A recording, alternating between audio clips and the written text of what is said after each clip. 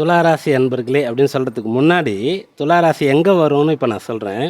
ஸ்கூலில் வந்து first great first rank யார் வாங்குறீங்களோ இந்த வருஷம் அவங்க தான் துளாராசி. இன்டர்வியூவில் யாருக்கு வேலை கிடைக்குதோ அவங்க தான் துளாராசி.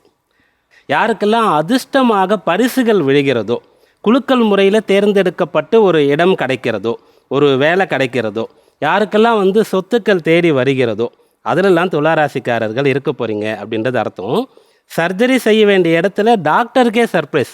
திரைப்படத்திலாம் பார்ப்போம்ல, மெடிக்கல் மிராக்கிள்னு சொல்லுவாங்க. அதுபோல் இல்லை சர்ஜரி தேவைப்படவே இல்லை, உங்கள் உடம்பு வந்து ஆட்டோமேட்டிக்காக ரெடி ஆகிடுச்சு அப்படின்னு மருத்துவமனையில் ஒருத்தரை பார்த்து சொல்கிறாங்கன்னா அவங்க வந்து துளாராசி அப்படின்றது அர்த்தம். நீண்ட காலமாக குழந்தை இல்லாதவங்களுக்கு குழந்தை பிறக்குதுன்னு கேள்விப்பட்டேன்னா அதில் ஒருத்தர் துளாராசியில் இருக்காங்க அப்படின்றது அர்த்தம். எந்த ஒரு தடையுமே இல்லாமல், ஸ்பீட் பிரேக்கரே இல்லாமல் நீங்கள் வந்து நல்லா ராஜநடை போடலாம். வேகமாக இந்த அறிவியல் கணினி யுகம்னு சொல்கிறோம் இல்லையா, அசுர வளர்ச்சின்னு சொல்கிறோம் இல்லையா, இதெல்லாம் அடைய போகிறீங்க அப்படின்ற மாதிரி இருக்கிறது. ஆக மொத்தம் துளாராசி அன்பர்களுக்கு இந்த ஆண்டு எல்லாவற்றையும் தரக்கூடிய ஆண்டாக அமையும்.